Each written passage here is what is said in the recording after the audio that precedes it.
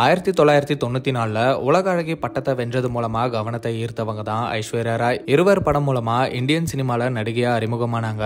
அதுக்கப்புறம் பாலிவுட்ல பல படங்கள் நடிச்சாங்க. தமிழ்ல ஜீன்ஸ், கண்டுகொண்டேன், ராவணன், எந்திரன், பொன்னியின் செல்வன் இப்படி கம்மி படங்கள் நடிச்சாலும் கோலிவுட்லயும் ஐஸ்வர்யா ராய்க்கு மிகப்பெரிய ஒரு ரசிகர் கூட்டம் இன்னுமே இருக்காங்க. சினிமாவையும் தாண்டி அவங்களோட தனிப்பட்ட வாழ்க்கையும் மக்கள் மத்தியில ரொம்பவே பேசப்பட்டுச்சு. அந்த வகையில சல்மான் கானும் ஐஸ்வர்யா ராயும் காதலிச்ச விஷயம் நிறைய பேருக்கு தெரிஞ்சிருக்க வாய்ப்பு இருக்கு. ஆனா அது பிரேக்கப்ல முடியவே அதுக்கப்புறம் விவேக் ஓப்ராய காதலிச்சாங்கன்னு சொல்லப்பட்டுச்சு. ஆனா 2007ல அமிதாப் பச்சனோட மகன் அபிஷேக் பச்சன் கூட இவங்களுக்கு திருமணம் நடந்துச்சு. இவங்களுக்கு ஆராத்யா அப்படிங்கிற ஒரு மகளும் இருக்காங்க. ரொம்ப வருஷமாவே ஐஸ்வர்யா ராய்க்கும் அபிஷேக் பச்சனோட குடும்பத்துக்கும் ஒத்து போகல, பல பிரச்சனைகள் போயிட்டு இருக்கு.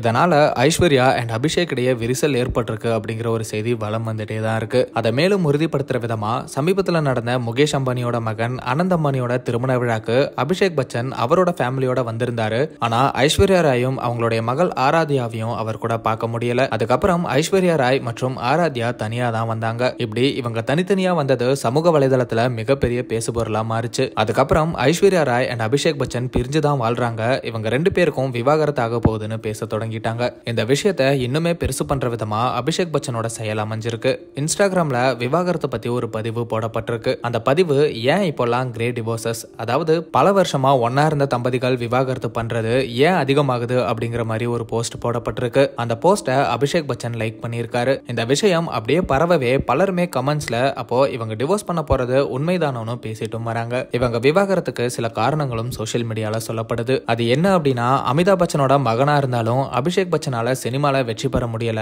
மகன் இப்படி இருக்கும்போது மருமகள் ஐஸ்வர்யா உச்சத்துல இருக்கிறத அவரால் ஏத்துக்க முடியலனும், அதனால ஐஸ்வர்யா ராய் நடிக்கிற படத்தை பத்தியும் அவங்கள பத்தியும் அவர் பேசுறத நிறுத்திட்டாருனோ அபிஷேக் பச்சனோட அம்மா ஜெயா பச்சனுக்கும் ஐஸ்வர்யா ராய் படங்கள் நடிக்கிறது பிடிக்கலன்னு சொல்லப்படுது. மேலும் அதையும் மீறி இவங்க ரன்பீர் கபூர் கூட ஏ தில் ஹே முஷ்கில் படத்துல ரொம்ப நெருக்கமா நடிச்சது குடும்பத்துல ஒரு பூகம்பத்தையே ஏற்படுத்தி இருக்கணும் சொல்லப்படுது. மேலும் அபிஷேக் பச்சனோட அக்கா ஸ்வேதாக்கு ஐஸ்வர்யா அண்ட் அவங்களுடைய மகள் ஆராத்யாவை சுத்தமா பிடிக்காதுன்னு, ஐஸ்வர்யா மேல இருக்கிற பொறாமை தான் இவங்க இப்படி நடந்துக்க காரணம்னு சொல்லப்படுது. எல்லாரோட பர்த்டேக்கும் விஷ் பண்ற ஸ்வேதா ஐஸ்வர்யா அண்ட் ஆராத்யாக்கு ஒரு தடவை கூட விஷ் பண்ணதில்லையா. அவங்க போட்டோஸ் கூட சோசியல் மீடியால ஷேர் பண்ண மாட்டாங்களாம். இப்படி மொத்த குடும்பமும் ஐஸ்வர்யா ராய வெறுக்கிறாங்கன்னு சொல்லப்படுது. இது பல வருஷமா போயிட்டு இருக்கிற பிரச்சனை. இது இப்ப பெருசாகி இருக்கணும் சொல்லப்படுது. இப்போ ஐஸ்வர்யா பச்சன் ஃபேமிலியை விட்டு விலகி மகள் கூட தனியா வாழ்றாங்கன்னு சொல்றாங்க. அமிதாப் பச்சனும் நடிகை ரேகாவும் காதலிச்சதா பல செய்திகள் 1980 காலகட்டத்திலேயே வலம் வந்துச்சு. ஜெயா பச்சன் கூட திருமணமாகி இருந்தாலும் ரேகாவையும் இவர் காதலிச்சதா சொல்லப்படுது.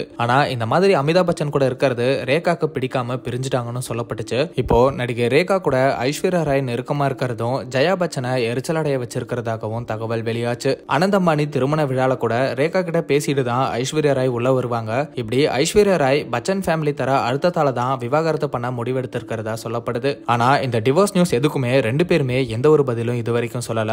இவங்க ரெண்டு பேருமே சேர்ந்து வாழணும் அப்படிங்கிறது தான் இவங்க ரசிகர்களோட கோரிக்கையாகவும் இருக்கு.